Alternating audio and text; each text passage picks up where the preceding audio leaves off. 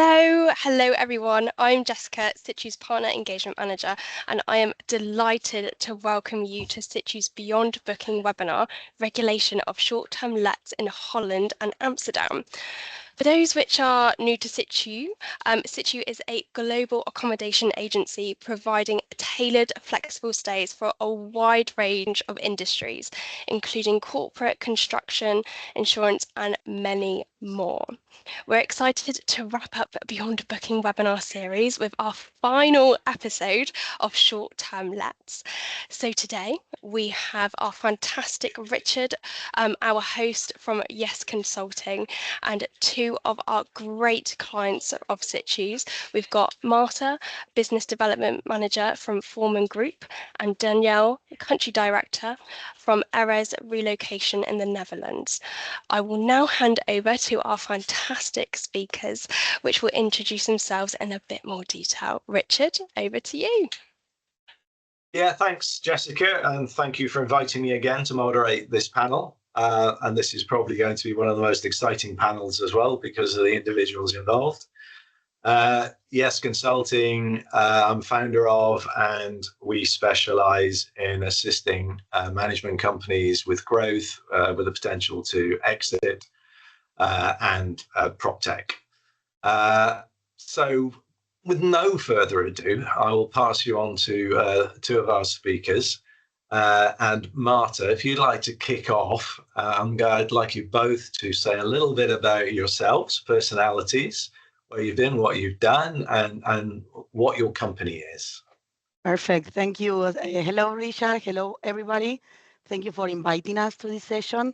My name is Marta Galano, Business Development Manager for the Voerman Group and on the Relocation Division for Eurohome. I'm happy to be here. Over to me. Yeah, Daniëlle. Exciting to be here as well. My name is Daniëlle de Groot. I am a country director for the Netherlands, one of the now 7 countries of Eres Relocation. I've been in the expat industry for about 20 years now, which is age-defying, and I'm happy to be here. Yeah, thanks for that. So the previous episodes of this have all been about legislation and the detail associated with all the challenges everybody's getting and facing. I did a little bit of research myself on the Netherlands and all the legislation. A lot of this is available online. It's very detailed, and each district and place has different legislation and more coming. So I don't really want to talk about that. What I've been really interested in, and I'm sure everybody else is how you operate as companies in this space, because it's not a very simple business. It's not A to B. It has lots of moving parts. So Daniëlle, if you kick off and just try and explain to the audience how this ecosystem that you exist in works. Well, if we talk about our what we do, we always say we're not rocket scientists, right? But at the same time, the devil's in the detail. So what we do, we talk about work. We talk about 3 pillars: there's immigration, relocation, and taxation. Now, we are not tax advisors, thank God. So the bit on tax that we do is the 30% ruling. But on the other 2 pillars, so immigration, relocation, we do the whole width of things. So recognize sponsorship for the employers and all the manner of applications for the employees. But today we're looking more at in relocation. So there we're talking about, it all starts with short-term accommodation. This is also the topic why we're here. So the first thing people need when they hit the ground is obviously a roof over the head and preferably a bed underneath as well. So we start with short-term relocation. Thank God there's providers like Situ who help us on this topic. And then we continue from there. So it's municipal relocation, it's opening a bank account, it's information on insurance, it's finding their definitive home, finding a school for the children. It's basically everything that the people need to start their lives in the Netherlands. So Marta, you're in the middle here. So you will have a corporation, and let's say it's in the United States or Japan or another part of the European Union. You know, you're not providing the accommodation, and you're not the source. You're actually the agency in the middle. And we just heard a few things from Daniëlle about what you do, immigration, relocation, taxes, dogs, pets, all this sort of stuff. Well, which is the most challenging part of your life in actually doing this? Nothing is challenging at the moment. Why? Because we are experts. Danielle and I, we are part of organizations that basically solve the day. So besides what Danielle already mentioned, we also do household goods globally, and we support with logistic solutions as well. The market is challenging, yes. Housing shortage and the topic that is today that is asking us to basically be part of it is the short-term accommodations in every place. It's not just Netherlands, guys. It's in Europe, it's in most of the locations in other regions as well, is housing. So the most important thing is making our clients and customers happy, and by having the right partners as Situ, we can basically make them happy anyways. Yeah, you just said nothing is challenging. Well, I'm completely disagree with you. Everything is challenging in this industry. So, you just touched on the fact that there is a housing issue. So, yes. Can you either of you just talk around this housing issue, because we're seeing it absolutely everywhere. So in the UK, everybody now blames Airbnb and management companies, even though there's 1.5 million empty homes and nobody in them. So yeah, but we always want to point fingers. And as we said before, it's not just the Netherlands, it's UK, it's every country that you can think of. The most important thing is when somebody is relocating, you need to find your place. You need to have housing. At the beginning, upon arrival, it could be a short term. And then this person, this couple, this family want to look for a long-term solution if they're going to stay for a longer period. And we need to make sure that they have something. So there is a big housing shortage everywhere. And for us as vendors, as suppliers, we need to manage the expectations. We need to make them aware how challenging it is, not just the consumers, so the end families and people that are going to relocate, no matter where the destination is, but also towards our clients and the relocation management companies. We are their trusted partner. We are the expert in that location, and we need to make sure that they understand the difficulties and the challenges. Never a problem. We always find a solution. We have nobody sleeping in a canal or under a bridge or looking somewhere else. We always find a way. But I think that the most important thing, and Danielle, please correct me if you think otherwise, is make them understand how the market goes, what we see or what we foresee it's going to happen, and based on that, prepare the right planning and those solutions for them.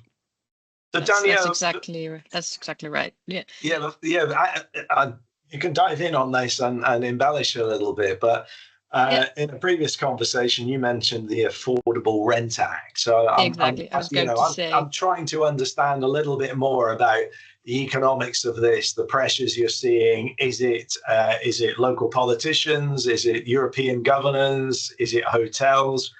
Give me some feedback on that. So what we saw, like Marta said, there's shortage everywhere.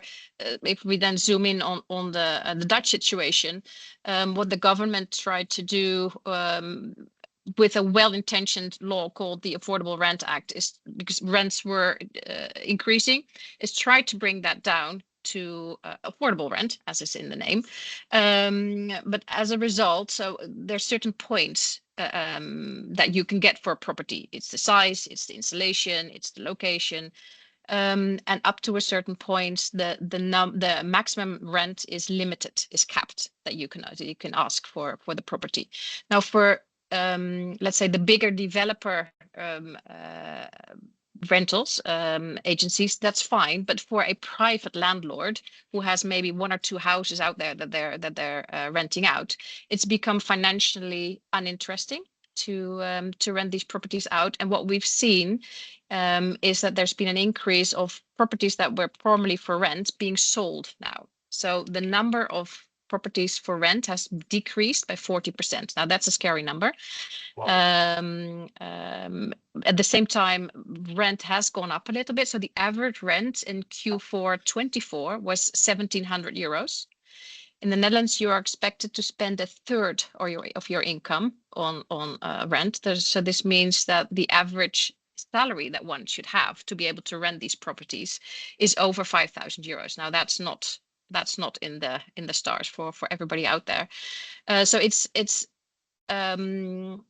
really just a limited number of properties available. It's many people responding to the same properties. It's therefore estate agents who are now hiding behind emails, let's say, where beforehand in previous years you could just call them to schedule a viewing. Now you have to submit a request through a website, for instance, because these agencies are going nuts with all the responses they get.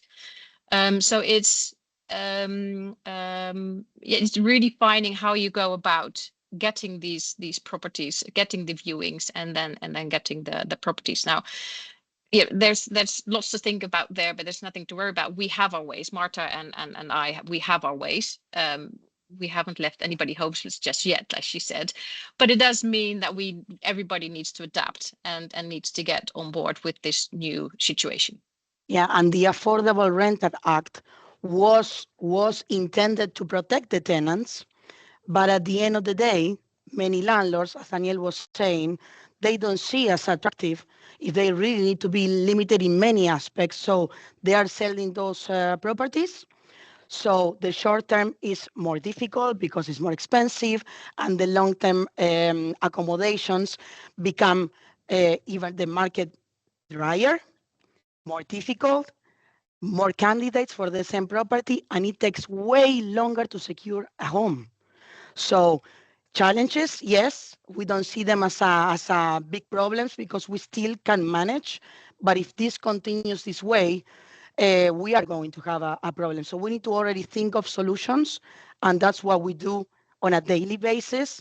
But we need to also make aware our audience right now. I'm happy that you are all joining on how challenging it is for us to find solutions housing-wise. So, I mean, you've both mentioned previously about managing expectations. So, just having my toe in the midterm stay market for a while, it was pretty clear that some of the corporations that would be using your services didn't really have a great deal of knowledge about the changes in pricing or legislation. And, how challenging is that for you, and how are you educating them that things are changing and they're going to have to step up, pay more, and expect more pressure? I think it was already better than it was up to when this started happening. So back in the day when I started doing this, we literally had assignees coming over here who were expecting that canal house in Amsterdam with the bike in the car in front and the lovely 3 stories in the the older canal houses. Now that was understood by our clients at one point that was simply not doable. There's a limited number of canal houses out there. And now with this new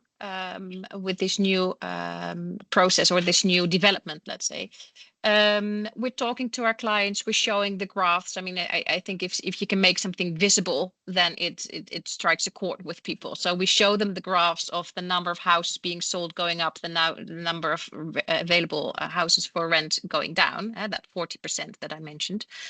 That does seem to help. I mean, obviously, some persons are always open to hear about these stories more than others, but it's starting to sink in. It took a while, but also this is a fairly recent development. It took a while, but I think it's slowly starting to sink in. And at the same time, I will say, yes, Richard, if you allow me to interrupt, Sure. People are talking to each other. So if somebody's coming from abroad and has some team members that they work with him or her before in the past, those people find the house, maybe even before COVID, where things were easier and we could even book 8 viewings within the same day. Prices were different. The amount of candidates for the same property was way lower. And this person is talking to this newcomer coming to Amsterdam or coming to the Netherlands, trying to find a place, and the situation is totally different. So we also need to manage that. We need to consider that we don't move, we don't work in silos, and we communicate with our colleagues, but the circumstances change totally during COVID, after COVID, and nowadays with the new regulations. Yeah, and I'm just kind of curious in terms of how it's affecting your businesses because of the shortage of housing. I think in previous times you pointed out that the population of the Netherlands is now, is it 18 million? 18. 18 million, which is growing, and therefore more housing. So the companies who are sending their staff to the Netherlands, are you seeing as much business, or are you seeing a shrinkage of business as companies are thinking maybe you need to relocate to, Germany, which isn't doing so well right now? No, I think we still see people coming in. Thank God. Obviously, there was a little bit of a drop earlier, but that's now gone back up again, and it's stabilized. So there's no time to be bored. Thank God. We also see a bit of a spread around the country. So where before maybe we were busier mostly in what we call the Randstad. So this is Amsterdam, Utrecht, The Hague, and Rotterdam. We also now see the north of Holland. We see Zeeland. We see more the Maastricht region. So it seems that we are spreading out a little bit geographically. Also, people are now slowly more open. Before, if we're looking, the employment was in the Amsterdam. People really wanted to stay within the Amsterdam ring road, be in the city center, be in 2 or 3 preferred locations.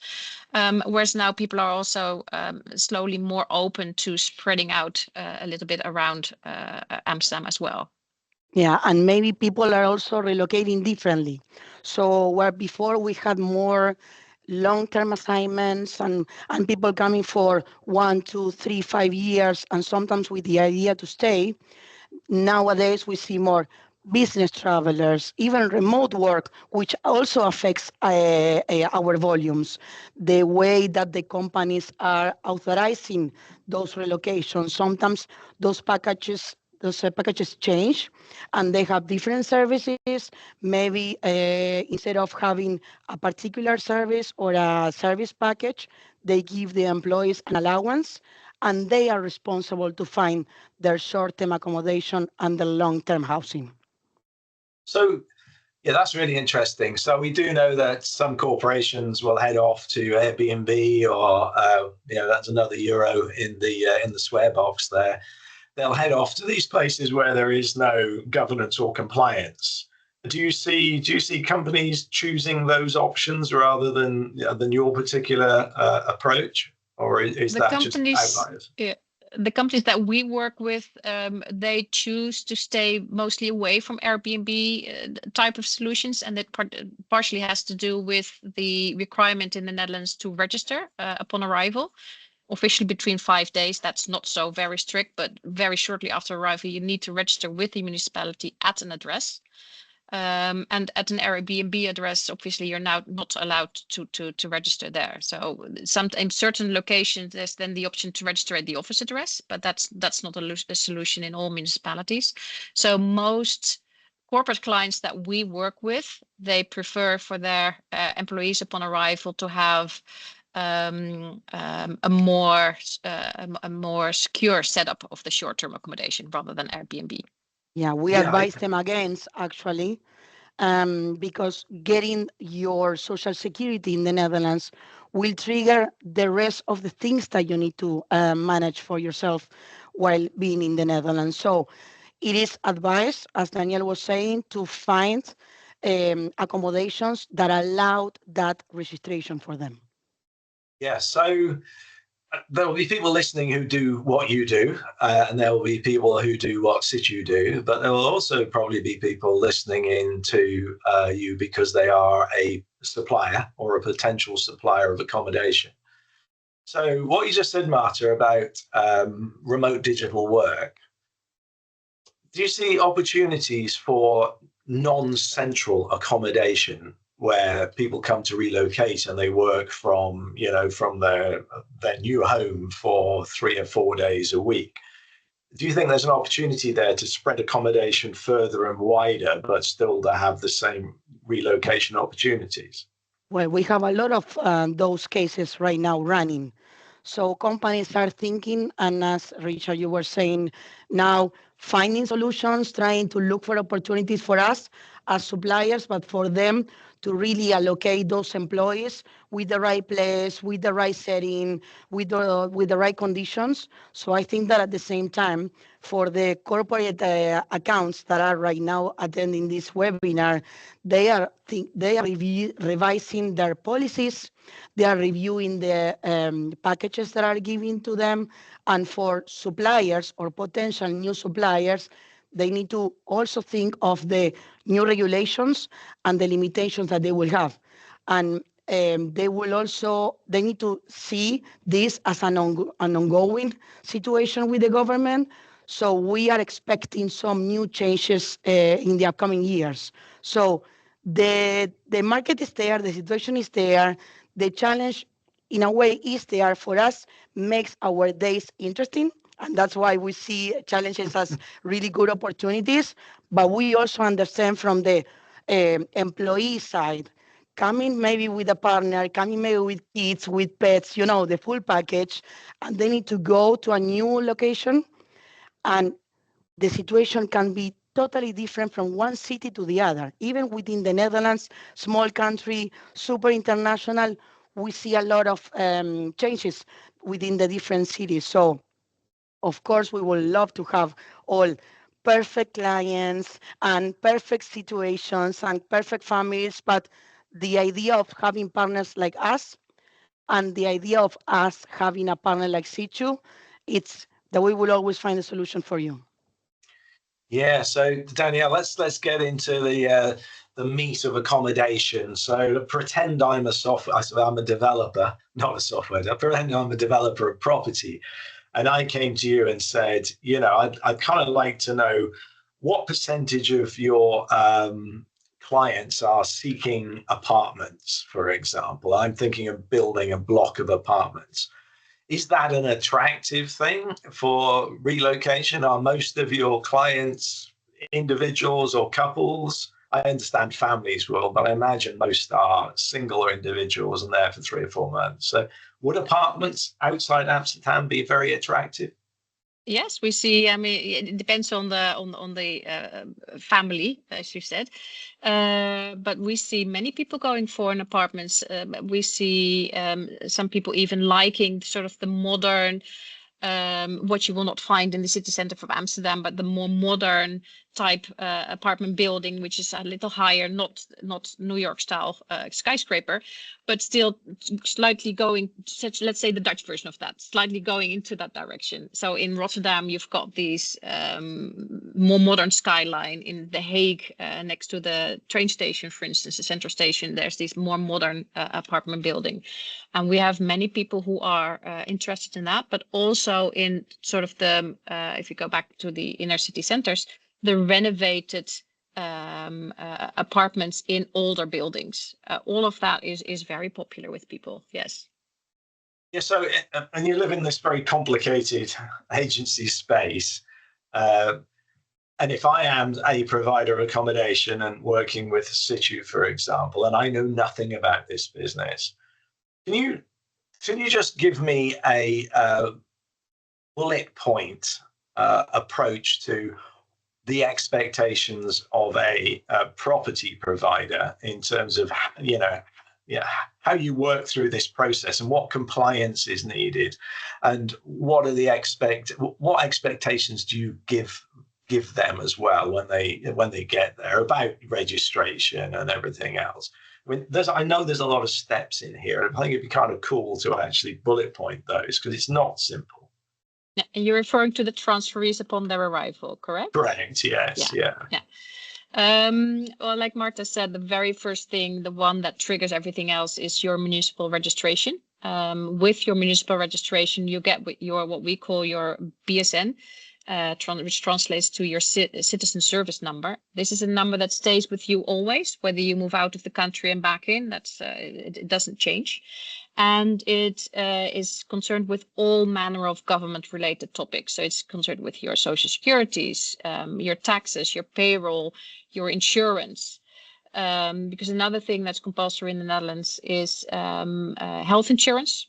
There's two sort of levels. There's the basic health insurance that's mandatory for everybody, and then you can choose to add private additional health insurance. Those two things are sort of even when you register with the municipality, if children are involved, this will also trigger a notice to the education department that within a certain time frame, these children will need to be enrolled into a school and start their education here. It's not something that happens overnight, but about a week or 6 later, if you haven't, then the educational department will start knocking on first digital doors, but at one point physical doors. And maybe another thing is driver license. So in the Netherlands, you're allowed to drive with your foreign driver's license up to half a year. If it's an EU driver's license, you can continue to drive with it for the validity period with a maximum of 15 years. Again, devil's in the detail. But if it's a non-EU license, it does needs to be exchanged within that first half year. You have to take a driving test. That depends. We've got something that I mentioned earlier called the 30% tax ruling. Now you're going to ask me, why is taxes linked to your driving license? Welcome to the Netherlands. If you get the ruling granted, then it's a simple manner of going to the municipality and apply for, and you also need to show that you're healthy, obviously. It's just a matter of going to the municipality and get it exchanged. If you don't get the ruling, then yes, you will need to get tests, do the theory exam, do the practical tests, and then you really don't want to be living in Amsterdam, by the way. Well, everybody has bicycles, apparently lives next to canals. More than one per person, actually. Yes. Oh, really? Okay. So Marta, there's a lot of stuff to do. And does your company do this physically, or do you take them by the hand? Do you meet and greet them and then walk them around the town? You know, like in the good old days, I lived in Saudi Arabia and I got taken everywhere by a helper and he did everything. Is that what you do, or do you just give them instructions? That's the best part of our job. So basically it depends on what the corporate is authorizing us to assist them with. So it could be from this whole handing service, like you just mentioned, Richard. We take them to get their social security number, opening the bank account, going to the viewings to pick a house. During check-in, we assist them. It could be going to meet the admissions department or the principal at the school. Anything can be included. But we also have corporates that they want to cover only, or they could only cover for the compliance part, which means immigration, the tax piece that Danielle mentioned, of course, social security number, and the rest they need to do by themselves. So if that is the case, we can support that virtually with informations, with some country guides, with some links for them to find housing. Depends on the scope we are authorized to assist them with. And I must say personally, sometimes I always go the extra mile because they know they can call us and they know that we will share information. But that's why we are in this business. We are really, this is like full-blown hospitality. Is make them feel at home in a new location when they know nobody except their job. Yeah, so Danielle, I'm going to throw an acronym into here now, and it's kind of covering language and culture. So I know you have a broad spectrum of relocation, and some of these are VIPs. And tricky one in the Netherlands. Yeah, so I'm wondering whether you supply concierge services and things, and maybe you'd like to explain a little bit about, for anybody outside of the Netherlands, explaining this cultural approach where you're not allowed to say VIP. Exactly. No, we're all about equality in the Netherlands. So it's fine that somebody has a higher position in a company or within the government or whatever. But one that in the Netherlands, one shouldn't feel more important just because one has that higher position. We're all in the end. It's very our hierarchy is very flat. Doors are always open. Lines of communications are very open. So yes, one person has a higher position and therefore possibly gets a bigger, more extensive package with us. But we will treat everybody the same in the end. Relating to services, yes, we can go further for some people than we go for other. And to be honest, our platform that we use does have the tick box called VIP. So I say we shouldn't mention it, but obviously we do at times. What does it mean in terms of services? Like Marta said, we do what we get initiated. So it's basically the corporate client who decides what we can do. But we see that for some people, maybe an orientation is initiated, where for others it isn't. And this is where even before arrival, we can go show them a city, maybe even two cities, if people are unsure where they would want to settle. Sometimes we get asked to put a welcome basket in a property to make people feel at home, maybe have the first necessities purchased for them and waiting in the fridge. For some appointments are accompanied, for others they aren't. So there can be little nuances in the packages that we get initiated. So Marta, if I was a company wanting to relocate, it sounded like you have web platforms that you can actually put the information in. So is that what most companies normally do, or is it a personal relationship that you've built up and you get a phone call more often? Well, we're lucky that this is not the case in everyone, no? So otherwise we will be without the job. But everybody understands at corporates, and I will say not just our clients, all the organizations in the Netherlands, that is not that easy to get your paperwork in place, to get housing, to enroll the kids in the school. So you can provide basics, and we do that when that is the case. But I think that is a way high understanding how challenging it could be. And when you relocate, you need to manage many pieces at the same time. So even though we need to manage expectations quite often, but I would say that is more towards the families. They come from a country that spending that in housing, it will be a crazy thing to come up with, but they know that in the Netherlands, and they know via us, and they know via their HR team. Sometimes even the direct managers can even inform them. But yeah, this industry is fast evolving, and we are adapting to whatever needs comes to us. But at the end of the day, we will always help them, and we will always give at least basic information for them to maneuver this market.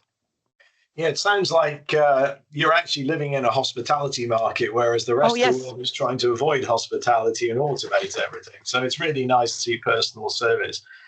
So I'm going to chuck something in now that we touched on in previous conversations, and that was we know that the European Union is very interested in data, digitalization, the digital age, and now we have this VIDA, which is VAT in the digital age.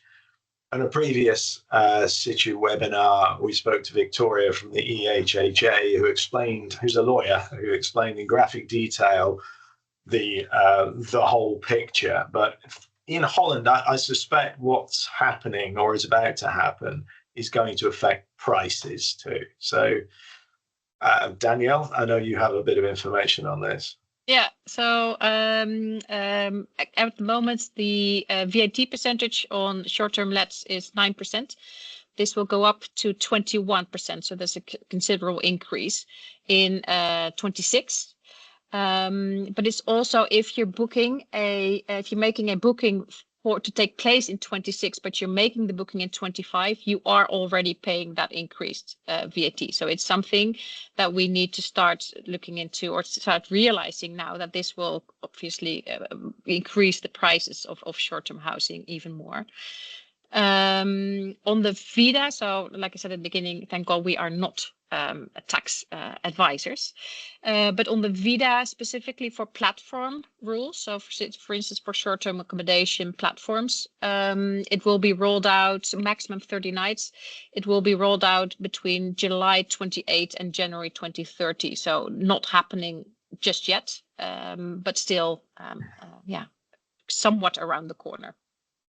So an average, I think you said 1/3 of wages go to accommodation earlier on. I mean, is there a typical price you can allocate to a 2-bedroom apartment on the outskirts of, let's say, Amsterdam, and what the price increase would be on that? That's the multi-million dollar question, eh? The good news is if people have their, let's say, the definitive home in the Netherlands, so they have a rental agreement, there is no VAT on an actual rent. So if we're talking about this VAT increase, it has to do with the short-term accommodation. So what we organize with people upon arrivals through Situ is it takes a while for a person to find a house. Like Marta said, at the moment it's even taking longer than it was before. So for that first month and a half, sometimes unfortunately even 2 months, we book the short-term accommodation, and that's where the VAT applies. Okay. So basically, that 9% that Daniela mentioned was a reduced VAT that the short-term brokers were benefiting for, and the consumers, and now went to a standard VAT that is the 21%, which means that if before they were pricey, they will become more pricey, and it's taking longer to secure housing, as Danielle just said again, and basically everything is going up, and we need to make the corporates aware that also affects the cost of living and the expenses that particular expatriate or a couple or family are going to have. So everything in a way is interconnected, and we need to make sure that we always keep this updated. And this webinar is one of the solutions. Make them aware how things are going and what we foresee, so everything and everybody can adjust their planning according to that. So yeah, so that sounds like an opportunity for more relocation, more midterm, long-term stays, as opposed to Airbnb. That's €2 in the swear box. We're coming up close to our 40 minutes. So already. Yeah, I'm afraid so. But if anybody would like to know more, I'm sure they can hook up directly to you, and you'll help them out. But I do have a question, and I'm really interested to know the most unusual relocations you've both had, in terms of maybe they brought a pet camel with them or something. So, do you have any great stories, Marta, of unusual relocations? We need more than a few minutes, Richard, for that. But I can mention one time a family was relocating with 2 birds and 2 snakes.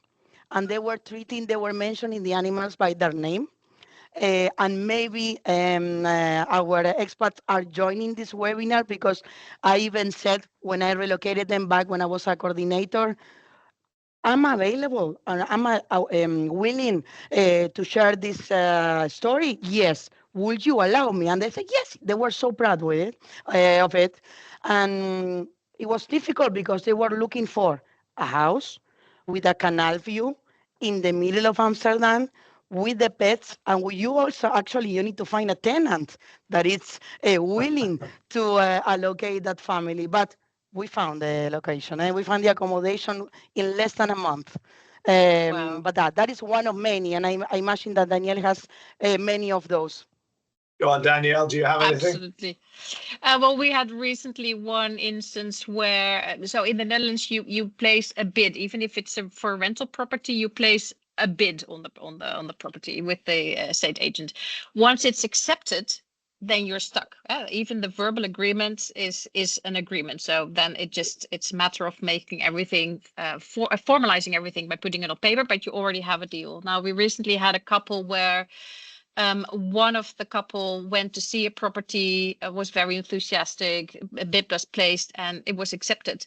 But the other party wasn't so enthusiastic about the whole property. So that also takes a bit of hand holding and managing, because the property was locked in.